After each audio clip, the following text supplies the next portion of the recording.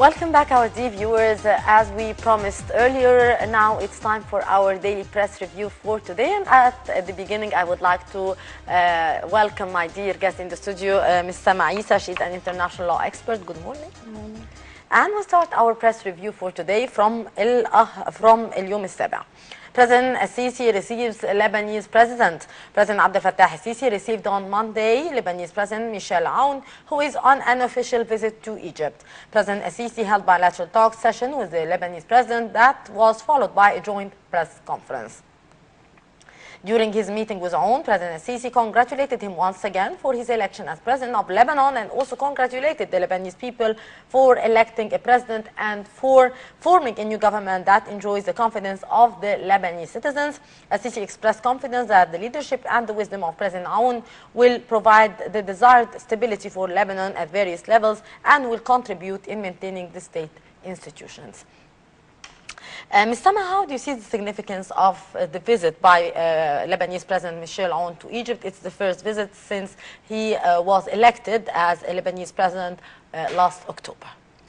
First of all, it's very promising that now we have a president within Lebanon, and also at the same time, Lebanon is always a strange case. It stayed a very long, significant time without a presidential. Almost 2 years. 2 years, and they did really well, and their economy was flourishing. So it's it's very surprising. Lebanon always keeps surprising us. Yes, indeed. And the visit is very promising. That it also highlights that Egypt is such a key player. That when a president elected for a government, he comes to Egypt, and if they collaborated together, we can do a lot that enhance the stability within the region. But also within Lebanon, there is a big conflict because the government supports Saudi Arabia. Within the citizens in Lebanon themselves are with Syria, so this is going to create a conflict. However, Egypt and Lebanon need to enhance the stability of the legitimate state. Indeed. So if they, as we've heard, they talked about the situation in Syria, so enhancing the peace talks will be taking the side of the legitimate government to enhance stability within the region, because we've seen other examples what happened with Libya and Tunisia and even in Egypt. Having the legitimate state weaken creates a vacuum within the state, and it have very horrible repercussions. Indeed. And still with اليوم السابع, we read President Sisi receives chief executive officers of Eni and BP. President Abdel Fattah Sisi received on Monday the chief executive officers of Italian company Eni and British company British Petroleum in the presence of Prime Minister Sharif Ismail and Minister of Petroleum Tariq El Mulla, as well as a number of senior officials of the two companies. During the meeting, both executive officers expressed their happiness to be in Egypt to participate in the Egyptian International Conference and Exhibition for Petroleum, which is taking place in Cairo from the 14th till the 17th of February. They stressed that the conference is a good opportunity to exchange ideas and technical expertise in the field of petroleum industry, which has seen a rapid development. They also stressed that the conference is a good opportunity to shed light on Egypt's future projects and investment opportunities in oil and gas industries. Of course, today, in a few hours, we are going to witness the inauguration of the Petroleum Conference, which will take place in Egypt with the participation of many international companies of oil and gas. So what's the importance of hosting such conferences in Egypt, and the point that President Abdel Fattah Sisi did meet the chief executives of Eni and British Petroleum? Well, definitely it's very important, especially with the Egyptian economic crisis we're having, and we're imports crisis. We need to have the ability to export gas and oil, and what happened also with Eni and BP, the fact that they bought 10% from their shares, and this collaboration is going to happen within each other, does two things. First, it enhances the strengths within the company itself, and also it removes all the speculation, the negative speculation that there is a problem because the Italian citizen that's been murdered in Egypt. So if President Sisi is meeting with them and the two companies are getting together, so it removes all the doubt and any negative speculation about the issue. And we need to have more risk, and we need to have the courage to do such events, because earlier Egypt didn't have the courage to go for risks and to have more gas. And within the crisis, as I said, we're having, it's very beneficial if we can be a key player when it comes to gas and oil exports. Moving to Al Tahrir, Lagarde, Egypt is making good progress in the IMF program. IMF Managing Director Christian Lagarde said on Monday that Egypt is making good progress in its 12 billion US dollars loan program with the International Monetary Fund, and its currency may be stabilizing. Lagarde said in an interview on a visit to Dubai that they are seeing good progress, good commitment taken of reforms by the authorities, a good focus on the Egyptian people and those who are most exposed in order to secure their positions.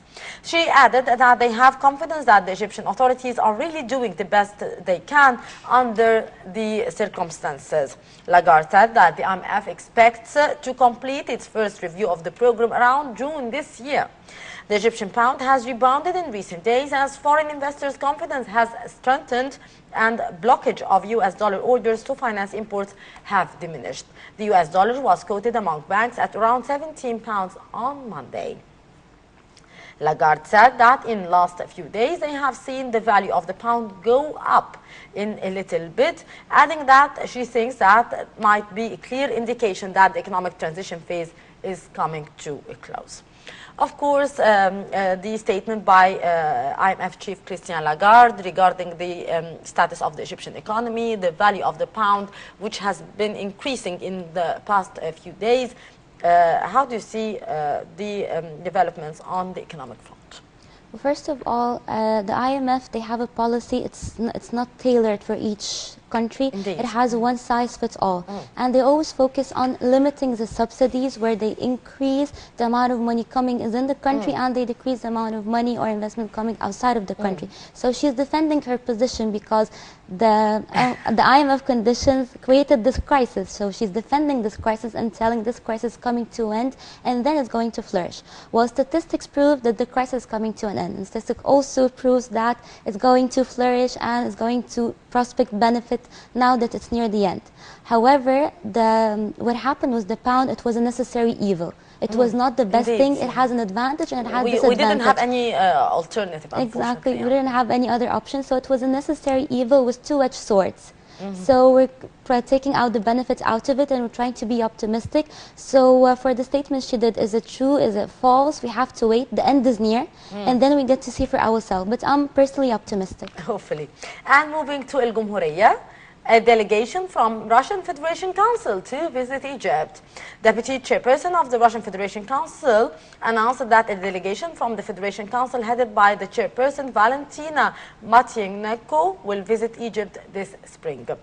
They told the Russian newspaper that such a visit of high level will be the first in more than 10 years, adding that the meetings and talks during the visit will push forward the development of the parliamentary relations and will strengthen the Egyptian-Russian ties. The Deputy Chairperson of the Russian Federation Council added that communications are constantly taking place between the members of the Russian Federation Council and the Egyptian House of Representatives.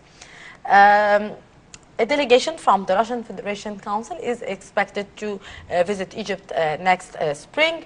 How do you see the Egyptian-Russian relations, and do you believe that we are going to witness more rapprochement between both countries in the coming phase?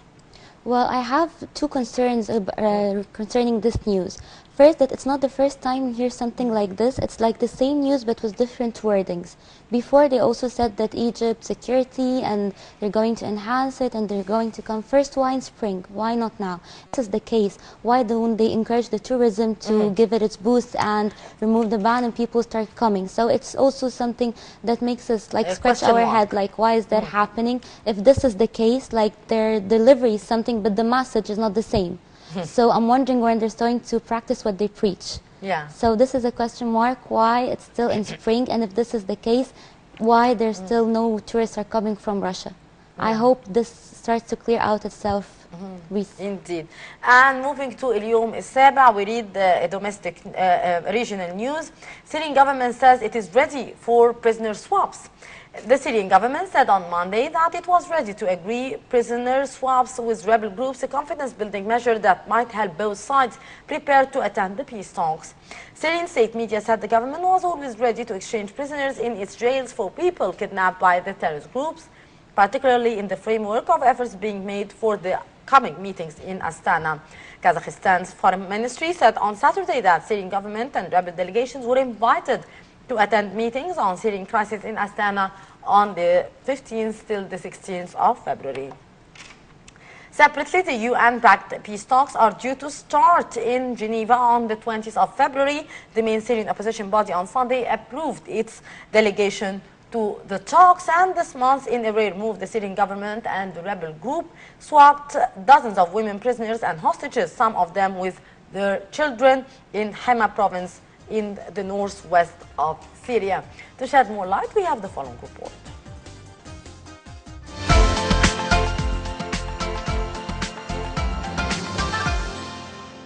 Syrian rebels cast out on Monday that they would attend Russian-backed peace talks in Kazakhstan this week, accusing Moscow of failing to get Damascus to fully comply with the ceasefire deal or release any prisoners. The Kazakh government said on Saturday it had invited the government and rebels for February 15th and 16th. They attended a similar indirect meeting in the Kazakh capital Astana last month. Mohammad al-Aboud, a senior rebel official, said the delegation would not attend. A second rebel official said at most a handful of rebels might attend, but only if progress was seen in the next 2 days. The Syrian government said earlier on Monday it was ready to agree on prisoner swaps with rebel groups, a potential confidence-building measure as the United Nations prepares to convene new peace talks. The Syrian opposition has long demanded the release of government-held detainees as one of several humanitarian actions needed before any negotiations over Syria's political future. The next round of UN-sponsored peace talks are due to start in Geneva on February 20th, part of a new diplomatic effort backed by Russia and Turkey to end a war that has killed hundreds of thousands of people. The Astana talks are a parallel effort to shore up a ceasefire brokered by Turkey and Russia late last year. Rebels accused Russia of failing to pressure the Syrian army and its Iranian-backed militias to end what they see as violations of the Turkish-Russian ceasefire. Moscow is President Bashar al-Assad's most powerful ally.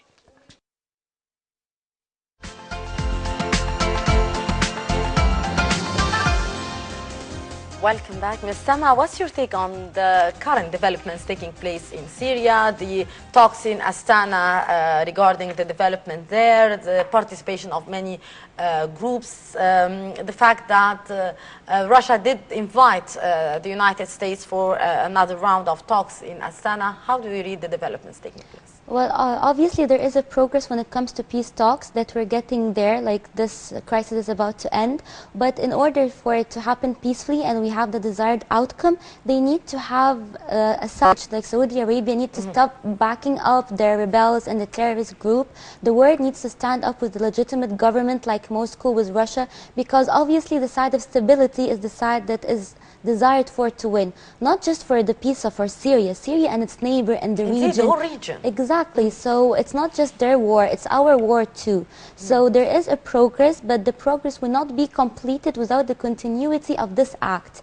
And the inviting the United States is very essential. It's a key player. Exactly. It's a key player. You cannot exclude it. It has to be on board, because not the entire thing doesn't have a ban on it, or it doesn't have any consequences. But the United States is going to create this international community embarrassment. It's going to create pressure on other parties to bend by the agreement that they're going to reach. Indeed. Ms. Sama Eissa, international law expert, thank you very much for your precious input and for being our guest for today, and have a lovely morning. Thank you for having me. Thank you very much. And with that, our dear viewers, we come to the end of our press review for today. Now we'll go to a short break, and after that, we'll be back to resume the segments of the Breakfast Show, so stay tuned.